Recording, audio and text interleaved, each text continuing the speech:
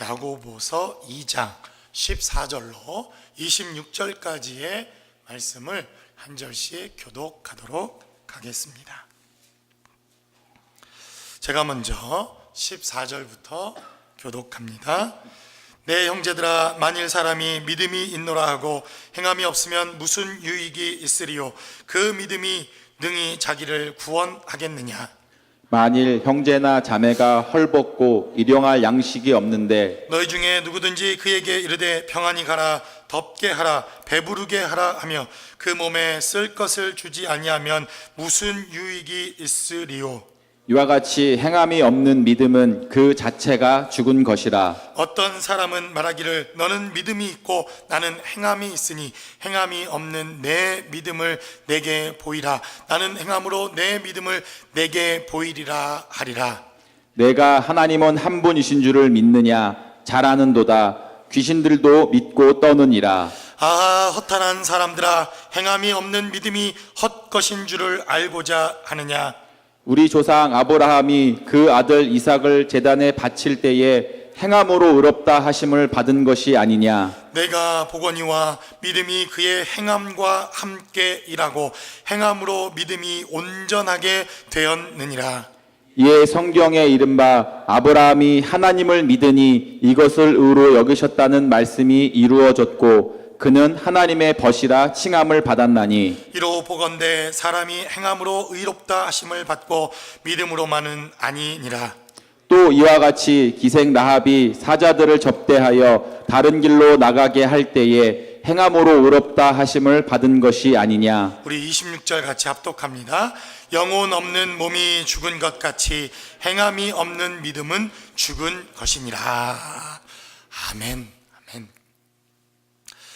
야고보서 2장은 우리에게 행함이라고 하는 이러한 독특한 신앙의 믿음의 삶의 자리를 강조해서 우리에게 증거하는 것을 보게 됩니다. 그래서 어떤 이들은 사도 바울이 우리가 믿음으로 구원을 받는다, 믿음으로 우리의 모든 죄가 사해지고 믿음으로 구원을 받았다고 하는 이 이신칭이라고 하는 우리의 신앙과 이 야고보가 이야기하고 있는 구원론이 뭔가 반대되어지고 대치가 되어지고 적대적인 것은 아니냐, 이렇게 이야기하는 분들도 계시는 것을 보게 됩니다. 이 야고보서 2장 14절에만 기록되어져 있는 이 메시지만을 살펴보면 꼭 그렇게 보이는 것처럼 느껴지는 것도 사실인 것을 보게 됩니다. 2장 14절은 기록하기를 내 형제들아, 만일 사람이 믿음이 있노라 하고 행함이 없으면 무슨 유익이 있으리요? 그 믿음이 능히 자기를 구원하겠느냐? 이렇게 말씀하면서 이 야고보 형제, 예수님의 육신의 형제되었던 이 야고보 사도는 행함을 마치 강조하는 것처럼, 행함을 보다 더 믿음보다 우선순위에 두고 있는 것처럼 그렇게 보여지는 것도 사실 이 야고보서에 기록되어져 있는 메시지만을 놓고 보면 그렇게 보여지는 것처럼 성경은 기록하고 있습니다. 그런데 성경 전반을 우리가 살펴봐야 할 필요가 있습니다. 사도 바울이라고 하는 사람은 믿음을 강조하고, 그리고 그 믿음이라고 하는 것을 성경에 기록해 놓은 다음 반드시 믿음이 있는 사람은 어떻게 살아야 하는가에 대한 메시지를 반드시 기록해 놓습니다. 그래서 사도 바울의 서신서를 살펴보면 그 앞부분은 어떻게 우리가 믿음으로 살아야 되는가, 믿음으로 어떻게 구원을 받는가, 믿음의 사람들은 어떻게 신학적인 혹은 우리가 하나님의 말씀을 통해서 믿음으로 구원받게 되어지는가 하는 그러한 문제들을 기록해 놓습니다. 그리고 사도 바울의 서신서의 후반을 보면 그 믿음을 가진 사람은 이제 어떻게 살게 되는가에 대한 메시지들이 기록되어져 있는 것을 보게 됩니다. 사도 바울은 믿음을 먼저 강조하고 그리고 행함을 강조한 것처럼 보여집니다. 근데 이 야고보라고 하는 이 예수님의 형제, 육신으로는 예수님의 동생이요, 그리고 그가 사역하고 있었던 이 예루살렘의 담임 목사님이셨던 이 야고보 목사님은 행함을 먼저 강조하고 행함이 있는 사람은 믿음이 있는 사람이다, 이렇게 강조하는 것을 보게 됩니다. 이게 무슨 말장난처럼 먼저 이것을 강조하고 나중에 강조한 것처럼 그렇게 보여지지만 사실 이것은 동전의 양면과 같이 믿음과 행함, 행함과 믿음은 동일한 메시지라고 하는 것을 우리는 이 야고보뿐만 아니라 사도 바울 그리고 성경이 이야기하고 있는 믿음과 행함, 행함과 믿음이라고 하는 삶을 통해서 보게 됩니다. 특별히 사도 바울이라고 하는 사람이 믿음을 강조해서 믿음으로 구원받는다, 우리의 모든 삶의 자리는 믿음으로 구원받는다 라고 하는 이러한 믿음에 대해서, 우리의 구원에 대해서 그 누구도 시비하거나 그 누구도 문제를 제기할 수 있는 사람은 없을 것이라고 생각되어집니다. 그런데 이 야고보 선생님, 예수님의 육신의 동생이 되었던 야고보가 오랜 시간 목회를 하면서 주님이 금방 오실 것처럼, 주님이 내가 바로 올 것이다 이렇게 약속하신 것처럼 하나님이 다시 오심을 기다리고 또 기다리고 또 기다렸지만 주님께서 더디 오시고 1년이 지나 2년이 지나 10년이 지나 한 30년쯤 지난 이 예루살렘 교회에 여러 가지 교회의 문제들과 어려움들이 시작되어지는 그 시기에 바로 이 야고보서라고 하는 이 편지를 쓰기 시작합니다. 지난 시간에도 우리가 말씀을 통해 나누었듯이 예루살렘 교회가 당면했던 첫 번째 문제는 어떤 것이었습니까? 바로 외부의 문제들입니다. 핍박이 있었고, 교회를 믿고 예수님을 믿고 구주로 예수님을 고백하기만 하면 많은 사람들이 그 목숨을 잃어야 하고 재산을 빼앗겨야 하고 살고 있던 집까지 빼앗겨서 완전히 흩어져야 하는 그러한 상황이 바로 이 야고보 선생님이 목회하던 시절 당했던 어려움이었다, 성경은 이렇게 증거합니다. 그래서 이 야고보 선생님도 편지를 쓰면서 이렇게 말하지 않습니까? 흩어져 있는 12지파들, 흩어져 있는 그리스도의 사람들에게 이 편지를 쓴다, 이렇게 이 야고보서를 시작하는 것을 보게 됩니다. 그런데 이 야고보 선생님이 교회에 있는 어려움들을 또 한 가지 이렇게 살펴보니까 외부의 핍박과 어려움들도 대단히 교회의 큰 문제이지만 교회 안에 있는 문제가 훨씬 더 큰 문제라고 하는 것을 이 야고보 선생님이 깨닫게 됩니다. 그래서 우리가 지난 시간에 나누지 않았습니까? 어떤 문제였습니까? 차별의 문제. 교회 안에서 차별이 생기기 시작하더라는 겁니다. 10년이 지나 20년이 지나 30년이 지나 이제 한 신앙생활 30년쯤 교회가 성장하고 교회가 시간이 흘러지니까 나는 신앙이 있고 나는 이 교회의 직분자고 나는 이 교회에 어려서부터 신앙생활을 해왔던 기득권이고, 이러한 신앙의 차별과 어려운 문제들이 교회에 생기기 시작하더라, 이 야고보 사도가. 그런데 이 문제가 외부의 문제보다 훨씬 큰 문제라는 것을 깨닫게 됩니다. 그래서 하나님의 교회 안에 있는 문제, 밖의 문제들보다 내부에 있는 문제들에 대해서 이 야고보 사도는 계속해서 편지를 기록합니다. 그래서 지난 시간 우리가 차별에 대한 문제를 나누었다고 한다면 오늘 이 야고보 사도는 또 다른 문제 하나, 무엇입니까? 내가 말로는 믿음이 있다 하나 그 말로 믿음이 있다고 하는 것에 대한 행함이 없는 죽은 믿음이 얼마나 지금 이 예루살렘 교회의 핍박과 혼란과 외부의 문제들보다 훨씬 더 큰 문제인가 하는 것을 깨닫게 되더라는 것입니다. 한 30년쯤 지나니, 한 그래도 몇십 년쯤 지나니 이 예루살렘 교회가 점점점 신앙생활을 해오니 예전에는 그렇게 뜨겁고 그렇게 기도하고 그렇게 말씀 가운데 살아가던 교회였는데 점점점 신앙이 이상해지더니 말뿐인 신앙으로 변해가는 것, 이것이 교회에 있어서 심각한 문제라고 하는 것을 깨닫게 됩니다. 그래서 야고보 사도는 이제 믿음이 있다고 말한다면 행함으로 증명해라 라고 하는 이 메시지를 기록하기 시작합니다. 그러니까 구원받는 믿음, 우리가 믿음으로 구원받고 믿음으로 살아야 한다는 것을 이 야고보 선생님이 부정한 것이 아니라 믿음이 있다 하나 행함이 없는 우리의 성도들의 삶의 자리에서 이 문제를 극복하기 위해서, 그리고 이 문제를 새롭게 하기 위해서 그는 믿음과 행위 그리고 행함과 믿음이라고 하는 것을 강조하고 있는 것을 보게 되더라는 것입니다. 그래서 오늘 야고보 목사님이 말하는 이 믿음과 행위는 도대체 무슨 관계가 있는지, 그리고 행함으로 살아간다고 하는 것은 우리의 믿음에 있어서 어떠한 문제인지 본문이 기록하고 있는 말씀을 통해서 우리가 함께 나눠보기를 원합니다. 첫 번째로 성경은 우리에게 증거하기를, 그래서 제가 이 메시지를 쭉 보면서 바로 믿음은 그냥 탁 고정되어 있는 것이 아니라 믿음은 지금도 역동하고 일하고 역사하는 것이다. 성경은 이렇게 증거합니다. 그래서 제가 한 줄로 믿음은 동사다 이렇게 썼습니다. 여러분, 동사가 뭔지 아시죠? 살아 움직이는 것, 지금도 막 역동하는 것, 일하는 것, 이것을 우리는 명사라고 말하지 않습니까? 동사라고 말하지 않습니까? 살아 움직이는 것, 행동하는 것. 제가 고심하다가 믿음은 동사다 이렇게 표현을 해보았습니다. 바로 이 믿음이라고 하는 것, 이 야고보 선생님뿐만 아니라 성경이 일관되게 기록하고 있는 것은, 믿음은 지금도 살아 역사하고 움직이고 끊임없이 일하고 끊임없이 역동하는 것이 믿음이다라고 성경은 우리에게 증거하는 것을 보게 됩니다. 이 야고보뿐만 아니라 믿음에 대해서 대가라고 알려져 있고 믿음에 대해서 기록해 놓은 사도 바울이라고 하는 사람도 이 믿음이 얼마나 역동적이고 지금도 가만히 있지 못하고 역사하고 움직이고 일하는가 하는 것을 그의 서신서를 통해서 우리에게 증거하는 것을 보게 됩니다. 첫 번째로 우리가 볼 것은 로마서 1장 17절의 말씀을 통해서 사도 바울은 이렇게 증거하는 것을 보게 됩니다. 복음에는 하나님의 의가 나타나서 믿음으로 믿음에 이르게 하나니 기록된 바 오직 의인은 믿음으로 말미암아 살리라 함과 같으니라 라고 성경은 이렇게 기록합니다. 사도 바울이 로마에 있는 사람들에게 편지하면서 우리가 어떻게 구원받냐, 내가 도대체 어떻게 구원받았냐, 율법이냐 행위냐, 믿음으로 구원받았다는 겁니다.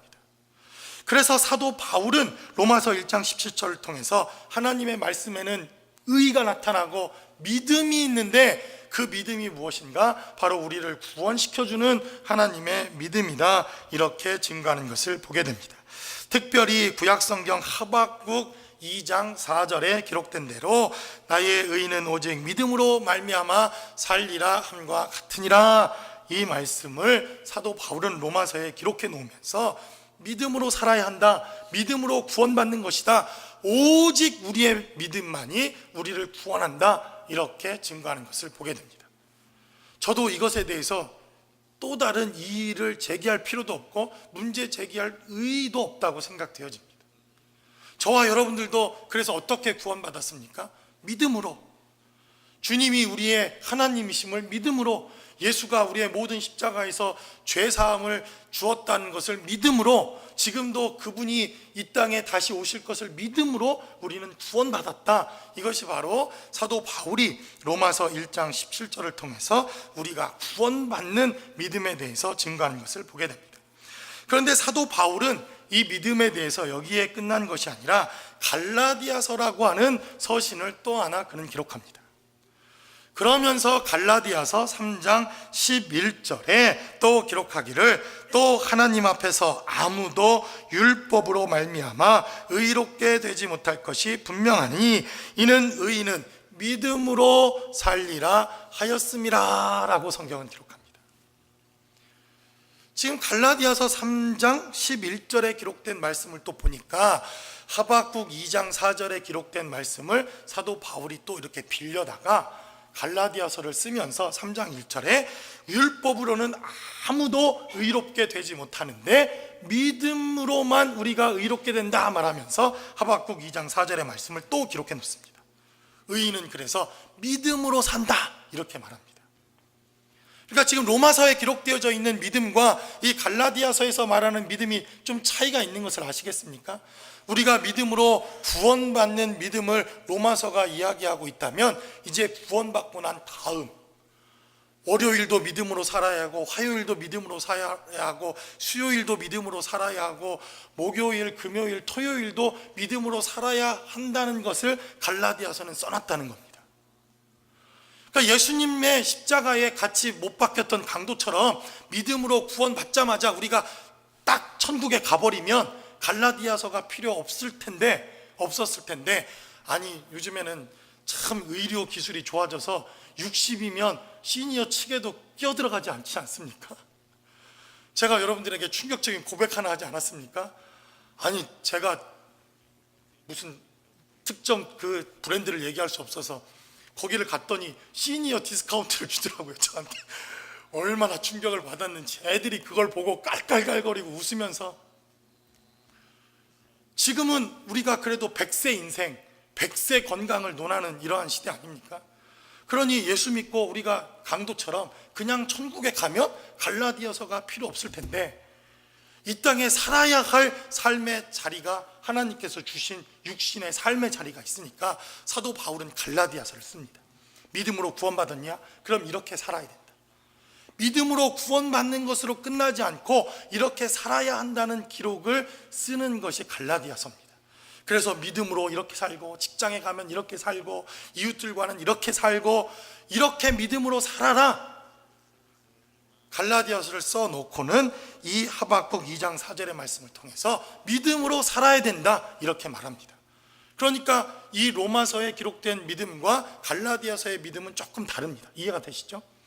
그리고 이 사도 바울이 썼을 것이라고 우리가 생각되어지는 히브리서 10장 38절에 사도 바울은 또 이렇게 믿음에 대해서 정의하는 것을 보게 됩니다. 히브리서 10장 38절은 기록하기를 나의 의인은 믿음으로 말미암아 살리라 라고 또 하박국 2장 4절의 말씀을 또 기록해 놓습니다. 그리고 뭐라고 기록합니까? 또한 뒤로 물러가면 내 마음이 그를 기뻐하지 아니하리라, 이렇게 기록해 놓고 믿음에 대해서 그는 히브리서 10장 38절에 이렇게 써놓습니다. 그런데 이 히브리서 10장 38절은 어떤 믿음을 이야기하는 겁니까? 바로 히브리서 10장 다음에는 몇 장이 있죠? 11장인 거 모르십니까? 11장 맞습니다. 뭐 이렇게 조심스럽습니까? 11장이죠, 그렇죠? 근데 여러분, 히브리서 11장은 무슨 장이죠? 우리가 말할 때 믿음장. 이 땅에서 믿음이 있다고 하는 사람들, 그래도 내가 믿음 꽤나 있었다고 하는 사람들의 이름이 들어있는 장이 11장 아닙니까?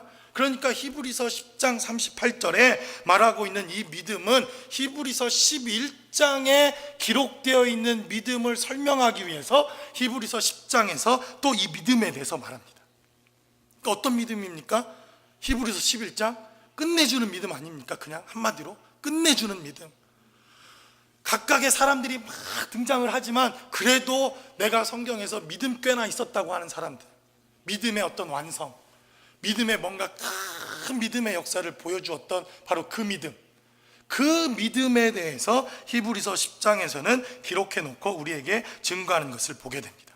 그러니까 여러분, 믿음이 지금 계속해서 일하고, 믿음이 계속해서 움직이고, 믿음이 계속해서 능력을 나타내고 역동하고, 계속해서 하나님의 나라를 위해서 믿음이 계속해서 움직이고 역사하는 것을 보지 않습니까?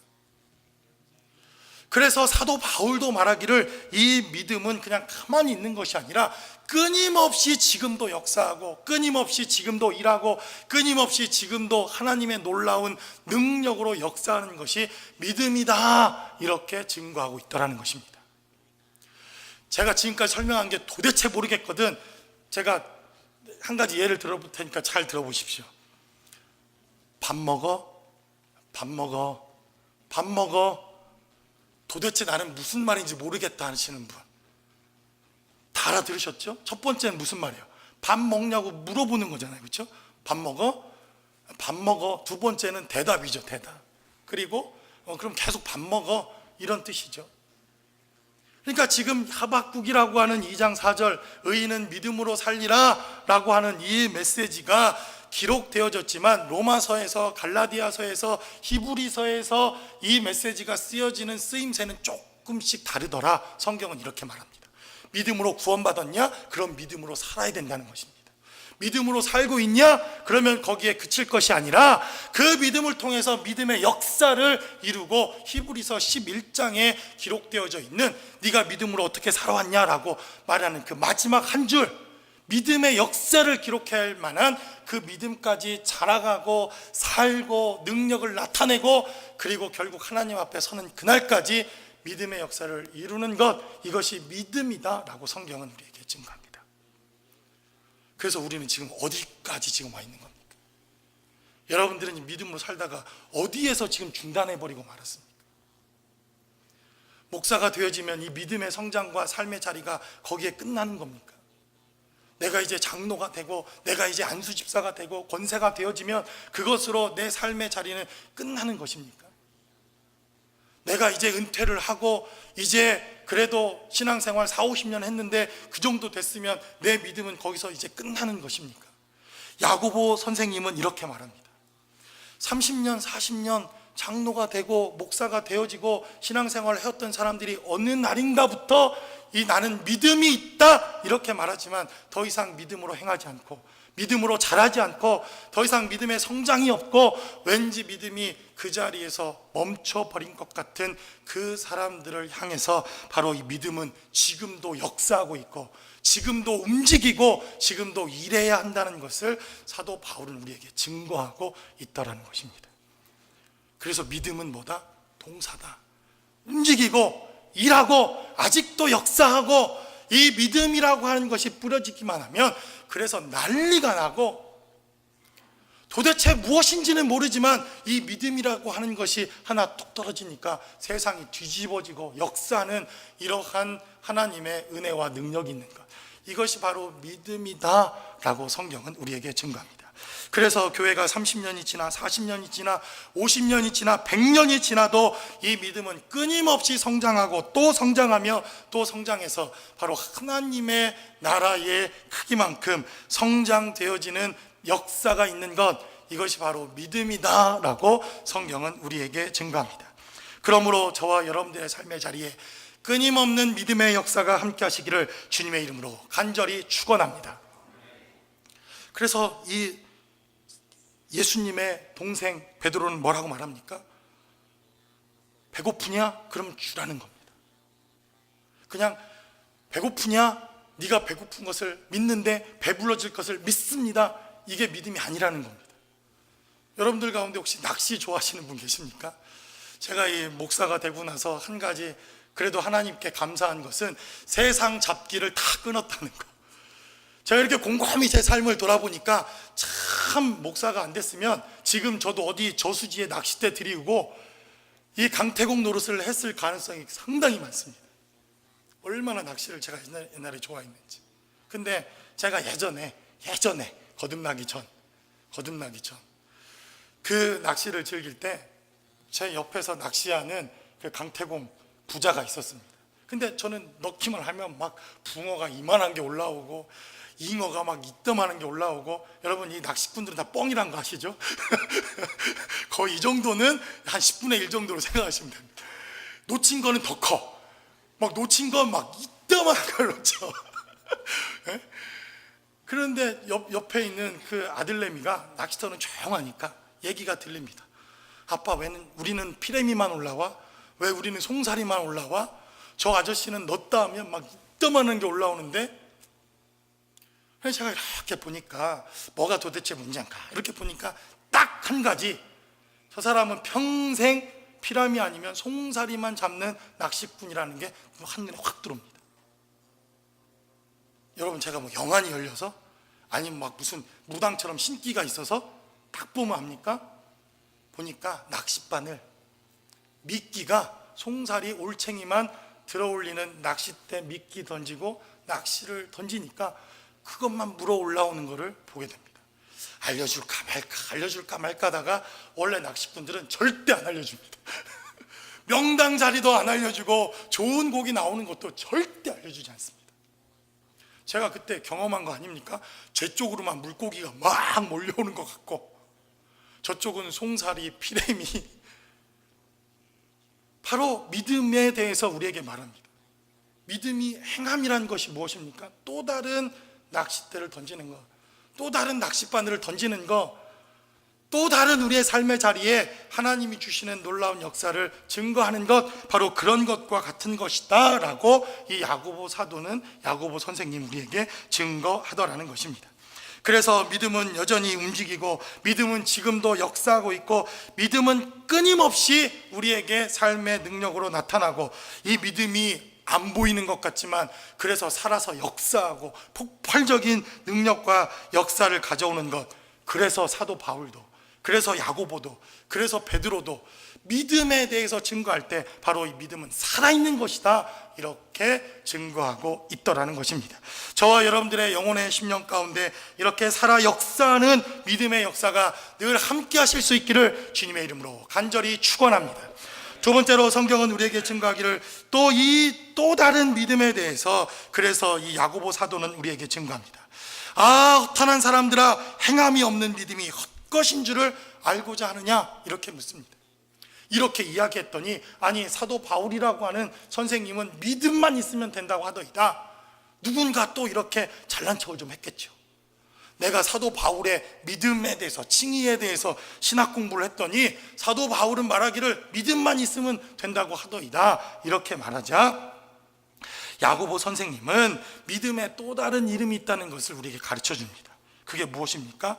아브라함이라고 하는 사람을 통해서 믿음은 헌신이고 내어드림이다 라고 하는 것을 우리에게 증거합니다. 21절은 계속해서 증거하기를 우리 조상 아브라함이 그 아들 이삭을 제단에 바칠 때에 행함으로 의롭다 하심을 받은 것이 아니냐라고 말합니다. 이 얘기 우리가 얼마나 많이 들었습니까? 하나님께서 아브라함을 어느 날 부르십니다. 아브라함아, 아브라함아, 너 뭐 하고 있냐?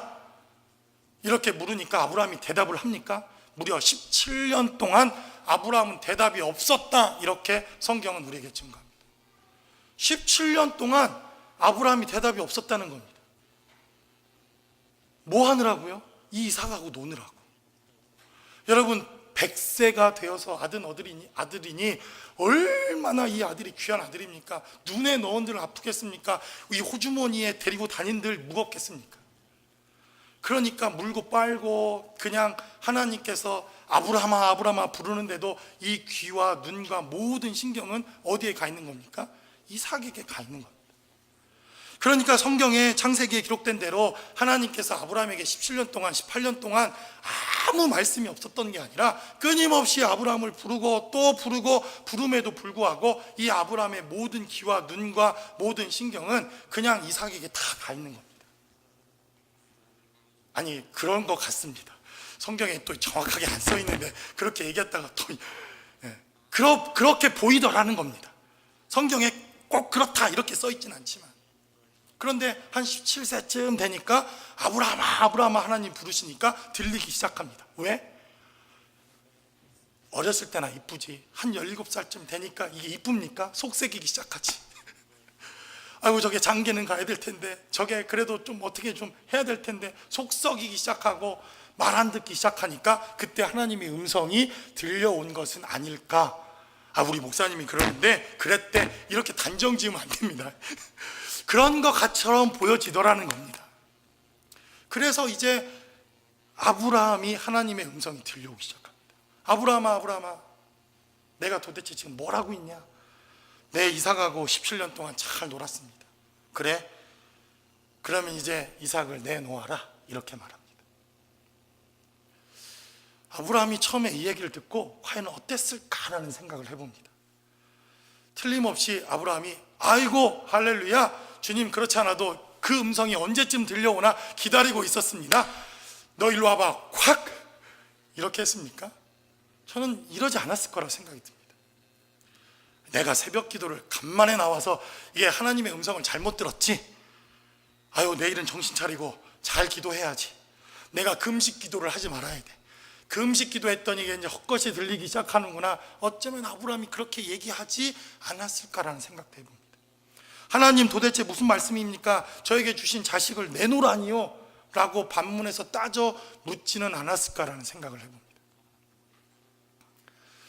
그리고 하나님은 아브라함에게 그 아들을 데리고 모리아산으로 가라, 이렇게 말씀하시고, 성경은 기록하기를 아브라함이 3일 길쯤 가니까 모리아산이 보이기 시작했다라고 성경은 기록합니다. 차라리 그 자리에 결단해서 탁 하고 그냥 탁 들이면 에이 속은 시원할 텐데, 여러분 그 3일이 얼마나 괴로운 3일 길이겠습니까? 내가 잘 들은 건지, 내가 헷가닥 한 건 아닌지, 내가 하나님 아들 대신에 차라리 땅을 드리겠습니다, 차라리 재산을 드리겠습니다, 이렇게 하나님께 해볼까? 내가 혹시 잘못 들은 것은 아닐까? 지금이라도 돌아갈까? 그 3일 밤낮을 얼마나 아브라함에게는 고통과 고난의 길이었을까라는 것을 생각해 보게 되더라는 것입니다. 그런데 드디어 모리아산이 보이는 그 제단, 하나님이 예비해 놓으신 바로 그 제단, 여호와 이레라고 하는 그 제단에 이 이삭을 딱 드리게 되어지자 성경은 말하기를 이게 믿음이다 라고 성경은 기록해 놓았다는 것입니다. 이게 믿음이더라. 그래서 우리는 믿음을 또 다른 이름으로 뭐라고 말합니까? 헌신 혹은 내어드림, 하나님께 드리는 것, 이것이 헌신이다, 이것이 믿음이다 라고 야고보 사도는, 야고보 선생님 우리에게 증거합니다. 바로 이 예루살렘 교회가 초대교회의 그러한 헌신과 믿음의 역사를 통해서 하나님의 교회가 세워지고 견고하게 서갔다는 것입니다.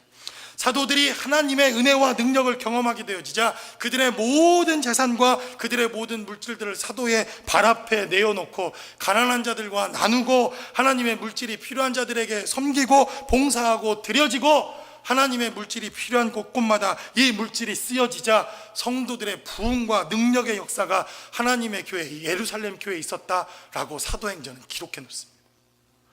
이러한 헌신과 능력 위에 세워졌던 예루살렘 교회에 어떤 변화가 있는 겁니까? 나도 옛날에 다 해봤어, 헌신. 그렇게 하는 거 아니야. 적당히 그냥 다른 사람 시험 안 들 정도로. 시비가 그렇게 하면 옆 사람이 시험 들잖아. 우리가 헌신할 때도 눈치 보지 않습니까? 아유, 그렇게 하는 거 아니라니까. 그렇게 하는 거 아니라니까. 아니, 왜 저랑 상담하고 저한테 전화 오는 분들은 옛날에는 다른 데서 다 헌신하고 시험 들어서 헌신 이제 못하는 사람들만 전화가 오는지 모르겠습니다. 다 상담해보고 만나서 교제해보면 옛날에 어디서 헌신했고 어느 교회에서 헌신했고 어디서 다 헌신했다는 거예요. 목구멍에 여기까지, 그러면 우리 교회 와서 좀 그렇게 헌신해 주시죠. 목구멍에 여기까지 막 넘쳐나요. 그런데 지금은요, 그러면 조금 시험 들었대. 그럴 때마다 얼마나 마음이 아픕니까? 그러나 성경은 뭐라고 말합니까? 그 헌신이 어제의 헌신뿐만 아니라 이 야고보 사도가 보기에는 지금도 동일한 헌신과 지금도 동일한 드림과 지금도 동일하게 하나님 앞에 드려지는 삶의 모습, 그것이 믿음이더라라고 성경은 우리에게 증거합니다. 그래서 바로 초대교회는 이렇게 세워졌고, 이 사도가 목회하고 있었던 이 예루살렘 교회도 바로 그러한 드림과 그러한 내어 드림을 통해서 예루살렘 교회는 보다 더 강력한 하나님의 교회가 되었다고 하는 것을 이 사도는 하나님의 교회를 향해서 다시 한번 증거하는 것을 보게 됩니다. 마지막으로 성경은 우리에게 증거하기를, 그래서 이 야고보는 또 다른 믿음의 이름이 있는데 그것을 뭐라고 말합니까? 섬김이다, 이렇게 증거합니다. 오늘 성경에 기록되어져 있는 단어를 사용하면 또 다른 믿음의 이름은 접대다, 이렇게 되어 있습니다. 25절은 기록하기를, 또 이와 같이 기생 라합이 사자들을 접대하여 라고 성경은 이렇게 증거합니다. 그래서 그들이 다른 길로 지나갔다. 근데 우리가 접대 그러면 단어 자체가 조금 그런 뜻은 아닌데 왠지 좀 부정적인 의미로 사용되지도 않습니까? 접대, 뭐 접대부 뭐 이러면 좀 이게 뉘앙스가 그렇죠. 그래서 한국은 김영란법이라는 게 생겨서 이 대접을 할 때도 무슨 5만 원, 뭐 10만 원 이렇게 액수가 정해져 있다, 이렇게 되어 있다고 합니다. 그런데 오늘 성경은 기록하기를 이 기생 라합이라고 하는 사람들이 바로 여호수아가 보냈던 정탐들을 접대했다, 대접했다, 다른 말로 하면 섬겼다, 그것을 성경은 믿음이다, 이렇게 증거하고 있다는 것입니다. 우리가 잘 아는 것처럼 바로 이 여호수아가 이 사자들을 보내고 정탐들을 보내서 가나안 땅을 정탐하게 합니다. 그런데 이 가나안 사람들도 앉아서 당하기만 합니까? 간첩이 들어오고 적군이 들어오는 것을 쫓아서 막 기생 집에 찾아왔는데 이 기생 라합이 그들을 잘 대접하고 잘 접대하고 그들이 다른 길로 가도록 했다, 섬겼다, 이것이 믿음이다, 성경은 이렇게 증거합니다. 우리가 이 접대라고 하는 말이 조금 뉘앙스는 그렇긴 하지만 한문으로 보면 이 접대라는 말은 대단히 의미가 새로운 것을 보게 됩니다. 접대 혹은 대접, 한문도 똑같습니다. 접대, 대접, 한문도 똑같은 걸 쓰고 앞뒤만 바꿔놓으면 접대나 대접이나 그 말이 그 말인데 섬겼다 이 말과 똑같은 말입니다. 그런데 왜 접대라는 말을 쓰냐?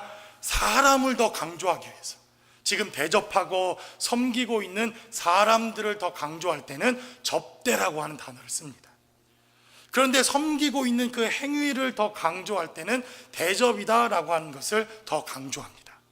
무슨 말인지 여러분 이해가 되시죠? 예. 그래서 이 접자를 보면 손이라고 하는 한문, 이 손이라고 하는 한문 그것에 서 있다, 사람이 서 있다라고 하는 설립자 밑에 계집여자가 이렇게 되어 있는 게 접대할 때 쓰는 접대의 한문입니다. 그러니까 사람 밑에서 손을 가지고 계속해서 섬기는 것, 이것이 접대요 섬김이다 이렇게 말하는데, 바로 접대라고 하는 것은 사람의 행위를 강조하고 사람을 강조할 때 쓰입니다. 그래서 우리가 응접실 그러지 않습니까? 응접실, 사람을 맞이하는 장소, 사람을 만나는 장소, 사람을 섬기는 장소. 그래서 우리가 응접실이라고 이렇게 쓰지 않습니까? 평창 올림픽도 이제 얼마 안 남았으니까 우리가 북한 말도 한번 좀 배워보면 좋겠습니다. 1부 때 혹시 계시네. 2부가 저는 훨씬 더 훌륭할 것이라고 믿고 여러분, 우리는 응접실이라고 이렇게 말하지 않습니까? 북한 사람들은 응접실을 뭐라고 할까요? 이제 평창 올림픽도 있으니까 통일을 또 해야 되니까. 대여실? 뭐가 그 답이 나온 것 같은데? 누가? 뭐라고? 접대실. 예, 그렇죠. 내가 예언이 맞았죠? 2부가 훨씬 낫다고. 아니 대충 접대 얘기 나오면 접대일 거라고 한 번쯤 생각해 봐야죠. 그렇죠?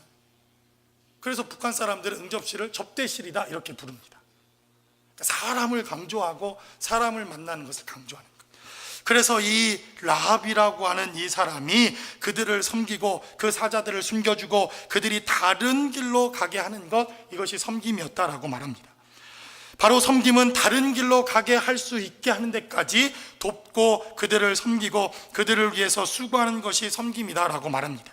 이 다른 길은 무엇을 말합니까? 그 사자들의 생명의 길, 그들이 다시 이스라엘로 돌아갈 수 있는 길, 그들이 하나님의 사역을 잘 감당하고 안전하게 생명을 보존하는 길이라고 성경은 말합니다.